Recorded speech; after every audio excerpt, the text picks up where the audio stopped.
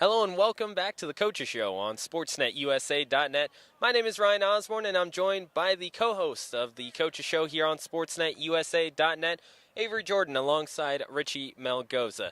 When we were here last, here at Hal Scherbeck Field, it was 5 of us. It was Avery, myself, Richie, then we were also joined by the 2 broadcasters for Fullerton College, in Mark Pavlovich and, not to mention, Corey Nalen. Guys, when we were talking that time during the bye week, it was all about what Fullerton could possibly do. They were 5-0 going into that bye week, and we were thinking, hey, they have to go up against Grossmont. They have to go up against Saddleback. They have to face Golden West. They have to face Orange Coast and Palomar.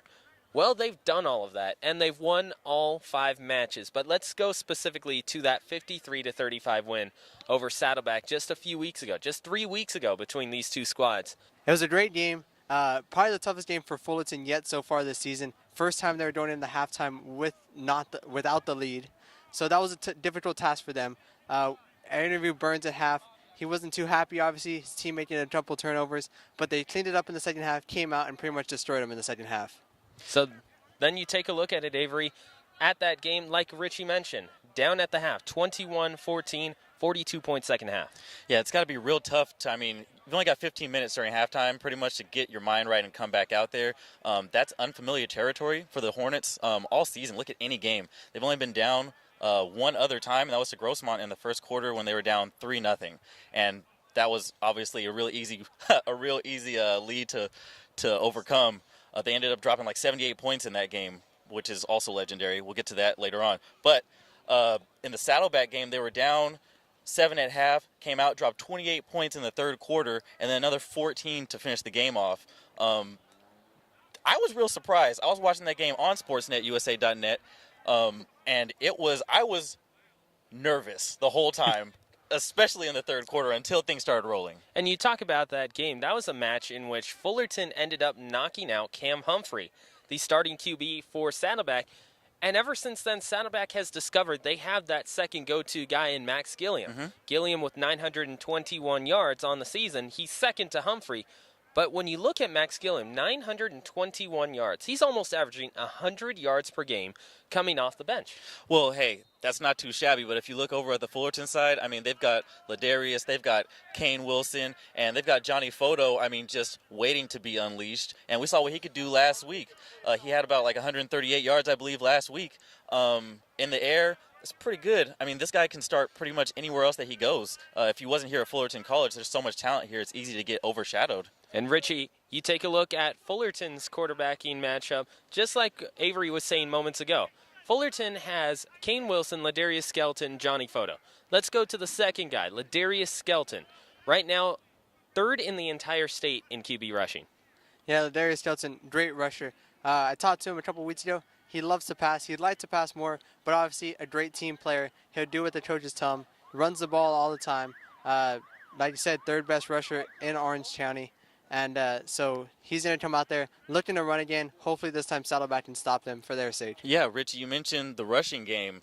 Last time these two teams met, Fullerton and Saddleback Gauchos, Kane Wilson, Ladarius Skelton, and Gerald Hewlett were putting up big numbers on the ground. The air game was a little bit difficult, but, Ladarius out there put up 138 yards. Kane put up 99 yards rushing, and and Gerald Hewlett 96 yards rushing. And you talk about Gerald Hewlett, an absolutely fantastic year so far, because he had over 500 yards rushing on 98 rushes, averages close to 78 yards per game, and then he also has 14 touchdowns on the ground. Oh, did we mention the fact that he's got 221 yards receiving and 2 touchdowns as well? He is close to matching the Fullerton College record for single-season touchdowns. And let's look at this matchup on Saturday. We'll start with you, Richie. Fullerton has to go out to Whittier and face Saddleback. Yeah, got to go out to the brand new renovated Whittier College Stadium. And talked to Burns. He went there this morning. He really likes the facility. It's a really nice field, as I said, just renovated. But it'll be new territory for the Hornets. Having played, they don't do bad on the road, obviously undefeated, so no trouble there. But at home, they really like playing at home. So we'll see how many of their fans can make it out to that game, and it'll be an interesting game for sure. and you look at the last 5 matches between these two squads, almost split down the middle. Last 5 matches, 3-2, edge slightly goes to Saddleback. You look at Saddleback overall in the series, 17-16. Edge slightly goes to Just Saddleback. slightly goes to Saddleback, and you have to take a look at the previous 2 years before 2017. In the last 23 games, Fullerton has won 22 out of the 23. The only loss? The Saddleback Gauchos. That was last year in 2016. Just a 3-point game between Fullerton College football and Saddleback College football. And the Gauchos and the Hornets have been battling these last 5 years. And that was homecoming last year. This year, homecoming again, the rematch, the face-off. They ended up edging them out. Well, thank God they ended up edging them out because that was a worrisome game right there. But then they're on a 16-game win streak now, coming from last season, and the only team to blemish them has been Saddleback. So the fact that they are running up against them in the playoffs now, that is, I would say, the one situation that I would not have expected them to run into, and I didn't want them to run into. And you talk about that situation, Richie. 4 different teams are in the Southern California playoff, naturally. Number 1 Fullerton versus number 4 Saddleback. And then that other matchup, Riverside versus Ventura. Some thought that maybe Mount Sac should have been in there rather than Saddleback, but nonetheless, Fullerton has to play Saddleback. Yeah, has to play Saddleback. Ventura actually giving Saddleback their other loss of this season, so that game will be interesting as well. But this one really going to be tough for the Hornets. Like you said, you were super nervous at the last one. It's going to be even more nerve-wracking this time around for sure. So Fullerton goes out to Whittier College on Saturday. You look at the impact of this last 5 games for either of these two squads. Let's go back 3 years ago, 2015. Saddleback beats Fullerton and earns themselves a conference title. Not to mention that also gave them good seeding to go into the playoff. They finished the season in the state championship going up against San Francisco City. They would lose that game. The next year, Fullerton loses to Saddleback once again, 30-27. What does Fullerton do? They go on a 6-game win streak and win the national championship against American River. The last 3 matches alone, well, actually, we'll discount this last one because 53-35, Yeah, that was huge by Fullerton. But you look at the previous 4. They're 3-point games, man. 3-point games in 3 out of the previous 4 games, a total of close to 15. And like Avery mentioned, 3-2 record over the past 5 years between these two teams with Saddleback at the lead. You're kind of worried about them facing them, but I see it as a way to tie up that record between these two. Well, come out of this one 3-3, it's all tied up. Well, the only reason I'm really worried is because regardless of wherever Saddleback is placing, they play us hard, or they play Fullerton hard every single time. And it's, it's a classic rivalry. And I don't want to see any classic rivalries in the first round. Come on. But it does make for a great matchup between both of these two squads. The first round, it basically says, hey, the best 2 teams have to move on. And that is also the same with Riverside versus Ventura. But now let's really focus on Saddleback right now. Cam Humphrey, in his senior season in high school in the state of Washington, 2,837 yards, 27 touchdowns. Let's look at what he's done this year. Oh, just 2,400 and over 50 some odd yards. He's still there, and Cam Humphrey hasn't been himself and Cam Humphrey wasn't himself during 3 matches with Fullerton College being right in the middle. Well, Fullerton College really hasn't been themselves whenever they play the Gauchos. I mean, in the air, they struggled in the last game with the pass game. They racked up about 355 yards on the ground, and that's where all their touchdowns came from. They had 2 touchdowns in the air, and everything else was ground and pound, ground and pound, ground and pound. And that's where they saw most of their success. I'm going to assume that that's what they're going to do again in this game because that's really just what worked for them. That's what brought them back in that third quarter in the last matchup that they had. The passing game is definitely going to have to be some kind of trump card because they played them great last game. Well, you know why that passing game really wasn't there? The defensive backs forced Saddleback to lead their team in tackles as far as the defense is concerned. So definitely probably trying to avoid them on the Fullerton side, and that ground and pound really going to do that. Unless you get into the secondary, in which case they're still making the tackles, but it's a tough stat to really play on. And let's stay with that Saddleback defense. Right now they're led in tackles, like you mentioned, by a defensive back. In fact, 3 of their defensive backs are in the top 5 in tackles for their squad. Then you go to the defensive line. Well, let's have a little bit of a debate here, Richie and Avery. They have Chris Vegas. Fullerton has Montre Bonner. Who comes out as the defensive player of the year? Because you look at Chris Vegas, he's top 5 on his team in tackles. He's got 9.5 sacks to his credit. Not to mention, he also has 14.5 tackles for loss. Also has 2 forced fumbles. Well, the Hornets, their defense, in comparison to Saddleback, they're number 1 in terms of scoring. They've got 6 touchdowns. Montre Bonner and Jacob Jones, I mean, the synergy that's there, them playing off of each other and understanding how things work, that's really helped boost Montre to where he is now. He hasn't been doing this alone. Saddleback's got one guy. They got one dude that's really above the rest, and then they all kind of follow his lead. But he's leading everyone. Fullerton plays off of each other, so I would say maybe we give it to Montre because Montre he's a better all-around defensive player in terms of understanding defense and working with his players rather than just performing on his own. And I think I would have to give it to Montre Bonner as well, but I think this game's really going to prove it. I think our offensive line is spectacular. They have been the last couple of games, just extraordinary. So I think they might be able to shut down Chris Vegas. We'll see if he can break through our offensive line. I'd have to probably give him an edge, but for right now, I'm going to give it to Montre Bonner. You talk about that offensive line for Fullerton. Right down the middle, they have Rashad Harris. They also are being led by Delton Crandall. They have Muhammad Jefferson. Not to mention the fact that they have James Stanton as well. Absolute beasts on that offensive line. A ton of experience out there. A lot of experience. A lot of them are sophomores who are coming back from last season. So, like you mentioned, Richie, it's whether or not the offensive line can keep Chris Vegas from coming or from staying out of that backfield, because linebackers only have a total of 2 sacks, 2.5 sacks for them all season long. Everything is coming from that defensive line and the backside. Yeah, and I really think, like I said, the offensive line is going to have to prove themselves today. We saw them working a little bit in practice, and it seems like they're really trying to focus on getting one person stopping them, and then that person is probably Chris Vegas. So we will see what they're able to do. Let's get right to the interviews. I'm here with head coach Tim Burns. Coach, first, congratulations on the undefeated season and SCFA Southern Conference title. How proud are you of your guys right now? You know, obviously your goal is to get in the playoffs. That's our goal every year, and win a conference championship. We achieved both those goals, so obviously very proud of them. But like I told them the other day, you know, our goal now is not that. You know, so we expect bigger and better things, and it's going to start with this week. Before we get into some playoff talk, I've noticed your guys are we were just at the Fullerton Basketball Classic. A lot of your guys were there, as well as your coaches, and the basketball players also come out to the football games. How important is it that these guys support each other? I think all your athletic programs should support each other. I think that's important in any college atmosphere, and football is always the first sport of the year. So if they could come to our games and we come to theirs, I think it's a great atmosphere for the students, and it only grows from there. All right, so playoffs. You guys are going against Saddleback. First game. You already played them in the season. Probably your toughest game yet.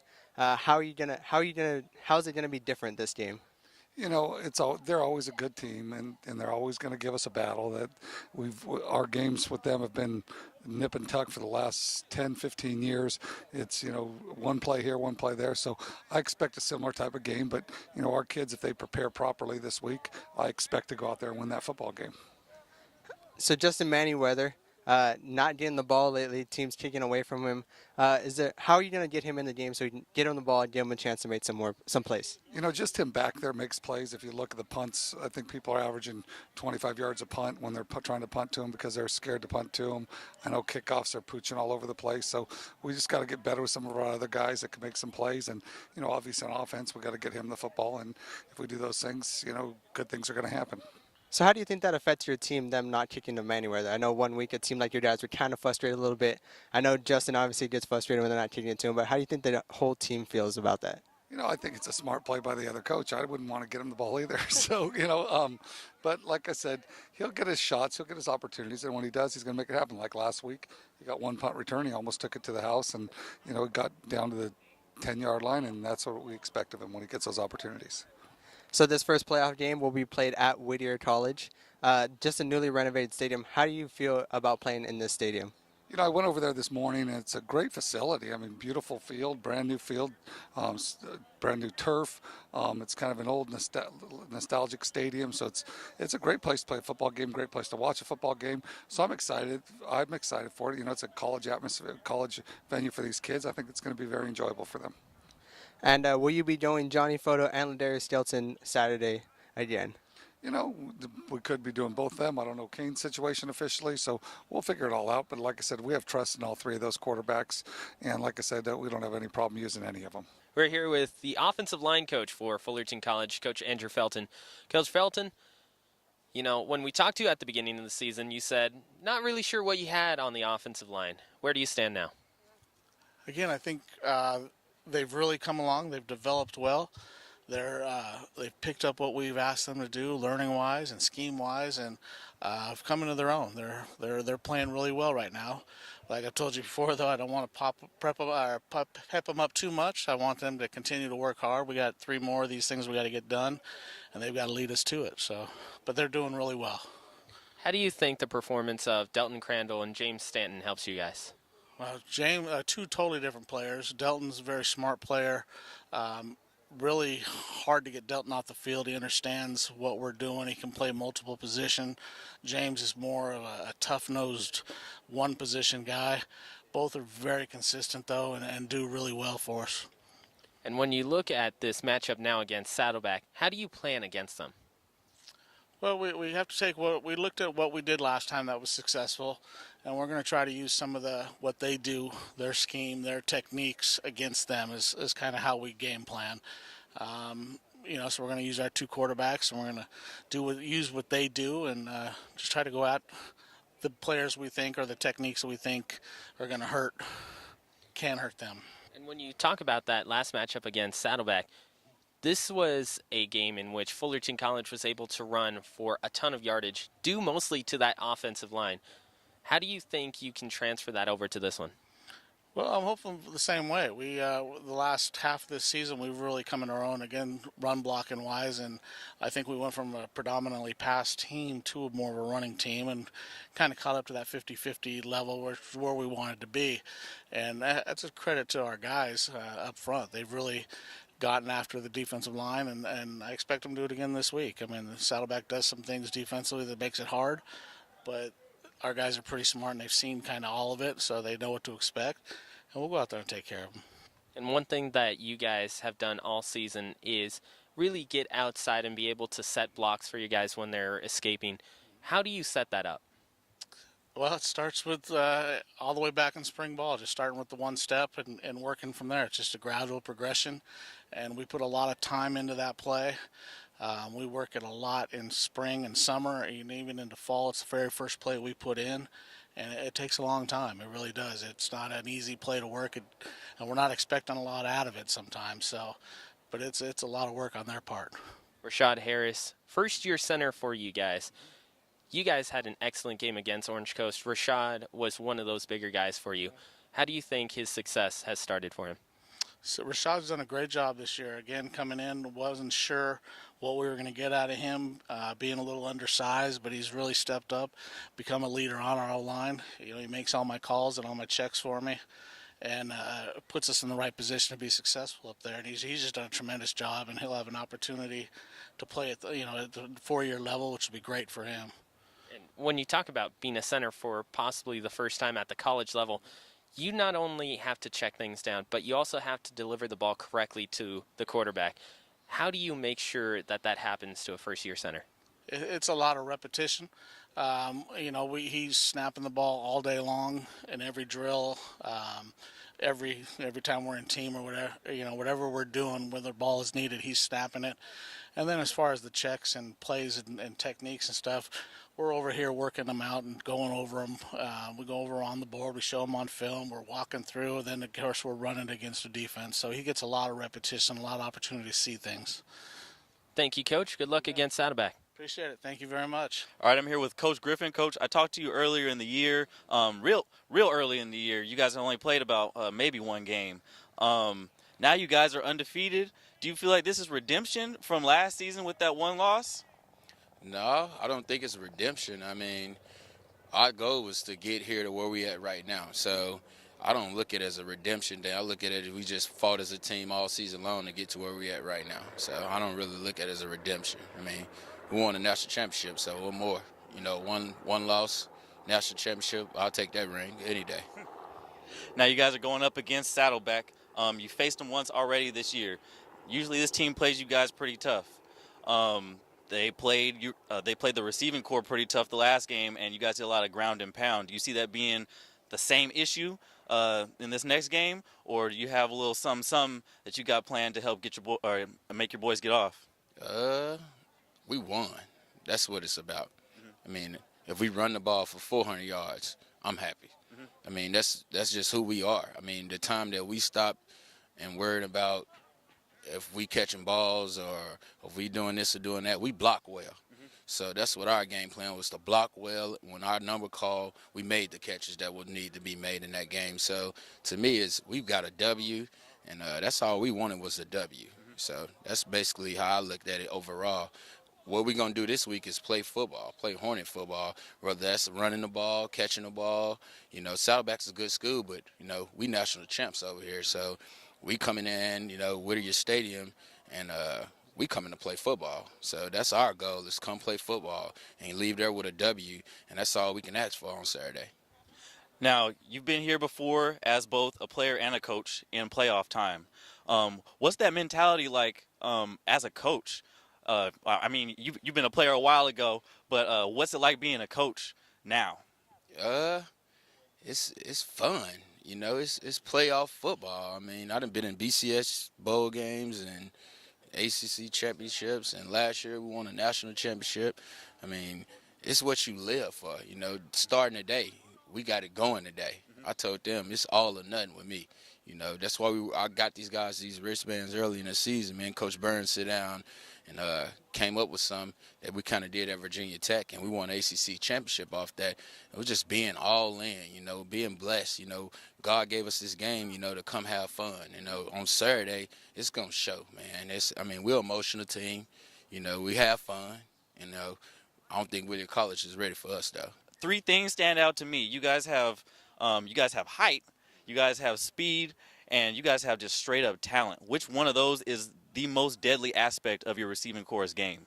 It's just called money team rules. Just being aggressive, playing hard, and making catches. That's just who we are. Since I've been here for 4 years, that's just who we've been. You know, it's about being aggressive. Like I told my guys, you know, I played safety in college, and now I coach receivers, and I got a dog mentality, and so we're going to have that same mentality I have, you know, on the field. So we come out, as you see, we block better than, you know, it's a compliment when guys, you know, you hear from other coaches say, your guys block hard.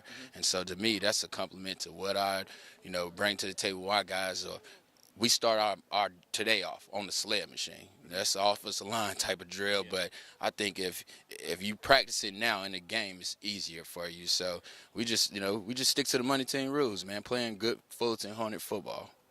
Now, if you look at the stats, not to downplay anybody, but you guys have 11 guys really to worry about, which is a lot of dudes to worry about on a receiving core. But 11 dudes, how do you get them to be just so deadly like that? I mean, look at there's like 5 dudes on the team that average more than 20 yards a game.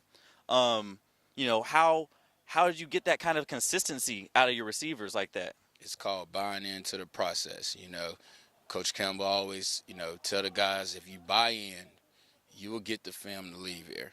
You know, our tight end Christian, he's a great product of our offense.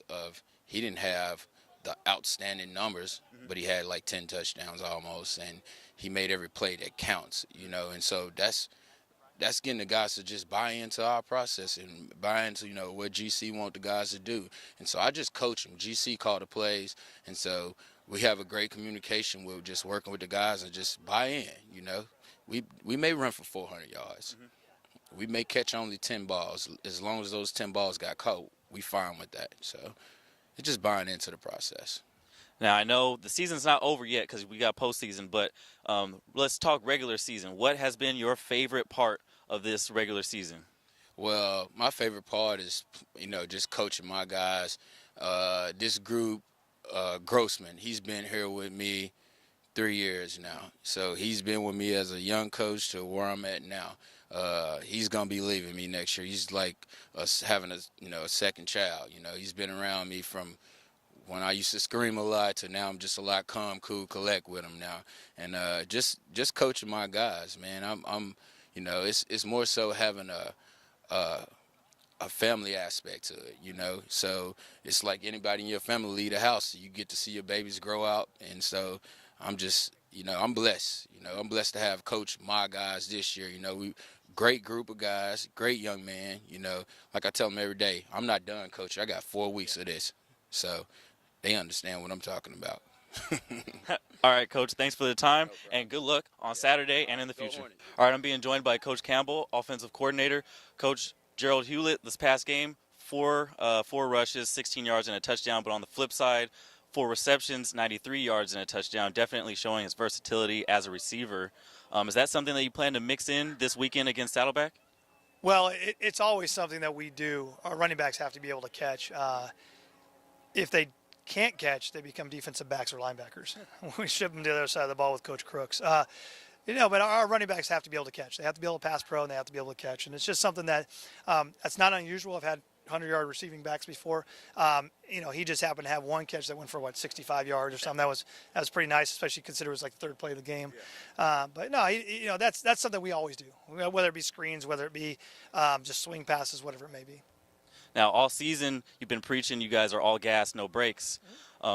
Implementing that into Saturday, how do you plan to jump on top of Saddleback early? Our plan is just to score points. That's all we do. We don't worry about. I don't even worry about the defense. I just worry about how many points per possession are we getting. That's what I care about. And so that's what we go for. So it's not really a matter of jumping out on them early as much as it is just being efficient and effective in our own end, and just go down and score, go down and score, go down and score. That's what we expect, no matter who's in the game. And that is our motto: all gas, no brakes. And we want to do it. Not only do we want to do it every series, we want to do it as fast as we can in every series too. Now, Saddleback. You said you're not worried about the defense, but Saddleback's got arguably the #1 defensive player in the state. How do you plan to guard against him and protect? Yeah, he's a stud. I assume you're talking about their defensive end, right? Yeah. Who did not play against us last time. So it'll be the first time to see him for both of us, obviously. He's a stud. I mean, we're gonna pay attention. We're gonna know where he is, and we're gonna pay attention to matchups, and we're gonna try and see who they're keying on, who they're trying to match him up against. We have a few thoughts of what they're gonna do, and some things I know I would do if I were them. But we're just gonna keep an eye on him. I mean, he's good. He's really good, and we'll just have to see how we where they put him, because their defense is a little the 3-3 stack. They can kind of move him a little everywhere, so it's pretty flexible that way. So we'll see. Now, Saddleback usually plays you guys pretty tough. Overall, you guys are 16-17 against them. The last 5 games you guys have played, majority of them have been like 3-point games. Do you expect another close one this weekend? That's a great question, and the answer is I have no idea. That's where I get to let Coach Burns stress about that kind of stuff. That's where I used to be a head coach, and I don't worry about that stuff anymore. I just worry about the offense, and however the game goes, the game goes. So, quite honestly, we have to take care of our business and offensively and just attack their defense. And I think we'll be okay doing that. Just what we need to do. The rest of the game, the rest of what goes on throughout the game, I'm not going to worry about it, quite honestly. I know it's kind of a weird answer, but, I think if we handle our business, we're a third of the game. Let's do our third and let the other people do their third. What has been your favorite part of the season? Just being with the players, just hanging out with the players. Just and it doesn't matter if it's at a game, doesn't matter if it's at on the bus ride home. It doesn't matter where it is. Just up in our meeting offices or meeting rooms in our offices or whatever it is. Just hanging out with them. They're just a great group of kids. They really are a lot of fun. That's really been the funnest part of the experience. The 10-0 part, you just take it one game at a time, and next thing you know, you've racked up 10. You don't. I mean, obviously the goal is to win all your games, but the bigger picture of the goal is to be able to kind of have fun with your guys and work with them and watch them develop, watch them grow. And I think, offensively, I think we've done a good job of when we've had second or guys going or third guys going or even fourth guys going, that they go in and produce. And so just, that kind of adds a great camaraderie for everybody. And so just being able to hang out with, have fun with them and talk ball and talk about their classes and their life and all that kind of stuff, to me, that's the most fun of this whole experience. Now, offensively speaking, you guys dropped like 56 points or 58 points, a game. Has Fullerton played its best offense yet? Its best offensive game? Or do you have something just laying in wait and you haven't been fully unleashed yet? I would have to say no, since we've had turnovers in every game. So I think if we don't turn the ball over, I think maybe that's a possibility. But I don't know. That's a great question. That's a very reporter type question to ask a coach. But I think if we don't turn the ball over, we'll be effective and efficient. And hopefully we haven't played our best. I guess that's the answer. So. All right. Well, thanks for the time, Coach Campbell, and good luck on Saturday. First, we'd like to say thank you to the players and coaches who we interviewed this week here on SportsNetUSA.net. I'd also like to give a congratulations to the Hornet football team playing behind us for their undefeated season, and we wish them luck this week against Saddleback College. You can catch that game right here on SportsNetUSA.net, and we hope to see you there. Also, let's not forget about the Hornet basketball team. They won the Fullerton College Classic this past week, facing off against San Diego City, who they had lost to in the San Diego City tournament. They defeated them by 1, advancing to 5-1 on the season. And that'll do it for this week of the Coaches Show. Tune in next week for another exciting edition of the Coaches Show right here on SportsNetUSA.net. We the best offense in America. Y'all can't stop us.